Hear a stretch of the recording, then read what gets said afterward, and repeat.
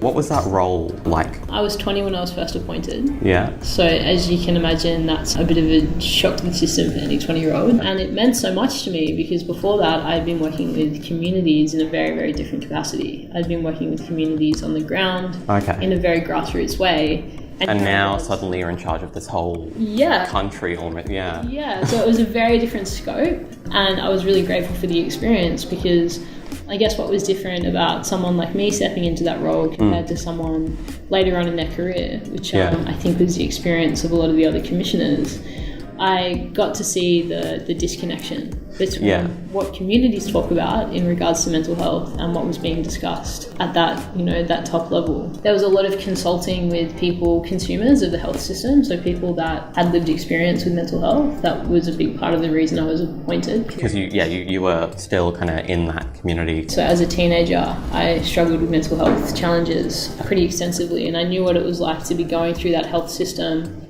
as a consumer.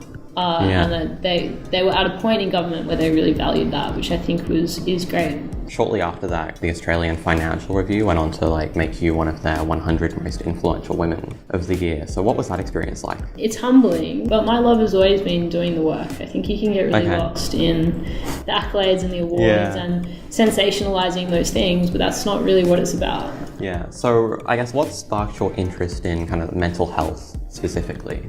It was definitely my lived experience, and I'm sure it's a lot different even in our age gap of 10 years. Like when I was in your shoes in grade 11, mental health wasn't talked about. Celebrities weren't talking about it. It wasn't something that politicians talked about.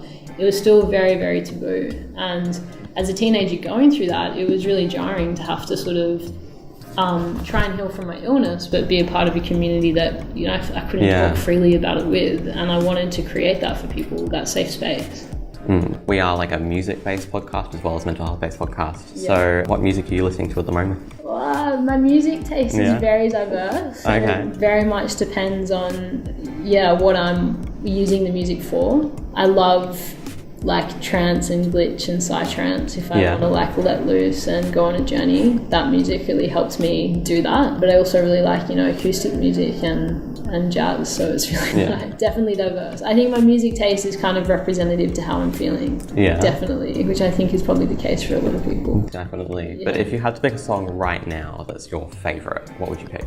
I love John Mayer's cover of Free Falling. It was an important song at a particular time in my life.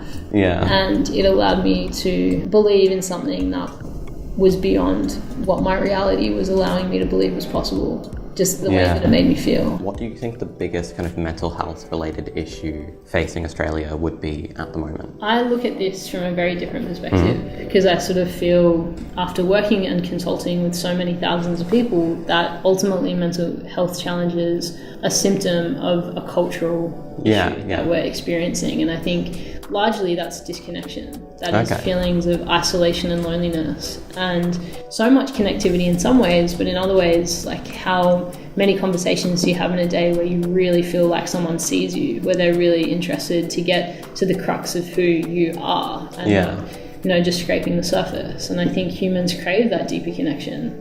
And without that deeper connection, of course, we're going to feel stressed, we're going to feel anxious, we're going to feel depressed, we're going to be constantly comparing ourselves to other people on social media or other people's lives and thinking that our life is the only life that's rooted in security, and that's totally not true. Everyone's got a mountain that they're trying to overcome. And I guess that might be as well why you wrote your book Love Out Loud. The book to me was a really pivotal point in my journey. I just finished my final term on the Commission.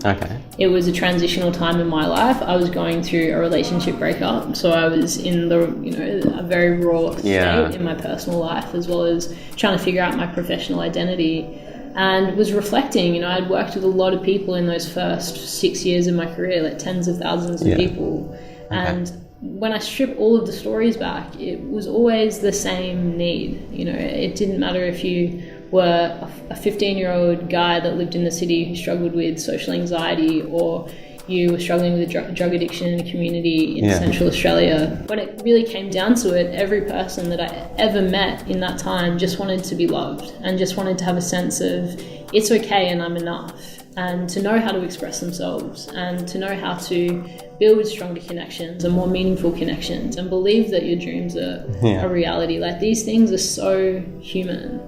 And I was inspired to write the book because I wanted people to understand that self-love isn't just this like woo-woo concept that people talk about. It's a palpable, it's a tangible thing that we can find. And definitely it's something really important as well. I think it's foundational. Since the book was published, how was it received? People will say it made me feel less alone, or I had this aha moment, or when I read your book, it made me reflect on this relationship that I was in where I actually didn't show up in the way that I wanted to show up. And now I have an understanding of where that came from and why that was. And to give people a gift of self-awareness and compassion, to me, is the greatest gift that you can give someone. Since the book, how have you continued to do that? So when I launched the book, shortly after, I went to Europe to be a part of a big conference called Mindvalley University. I spontaneously was asked to do a seminar, which I wasn't anticipating.